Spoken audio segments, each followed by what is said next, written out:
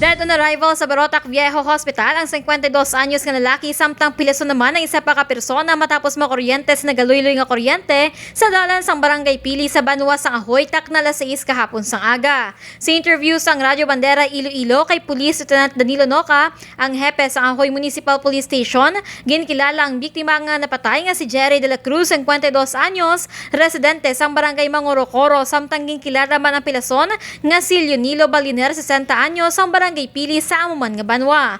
Base sa investigasyon sang kapulisan, nagsabit ang nagaluy-luy nga kuryente sa atop sang traktora nga ginamaneho ni de la Cruz sa diin iyagin panaugan kag nagtaklas siya sa atop agud kuhaon kun tani ang kuryente apang aksidente siningan uyaran ng live wire kag nahulog siya sa semento kag nagsanyad man ang kuryente. Sang nakita naman ni Baliner ang tabo, giliyon mainingan nagdalagan agud buligan kun tani ang biktima apang bangod nga nakasanyad sa semento ang live wire na kuryente man inikag nakatinguha pa siya nga makahalin sa lugar. Gindala naman sa Sara District Hospital si Baliner agud dabatan sang pagbulong apang patay naman si De La Cruz sa Barotac Viejo Hospital. Balita nagikan sa probinsya sang Iloilo. Manili Navarro nagabandera sang matuod nga serbisyo publiko kag kalingawan sa Iloilo, Radyo Bandera.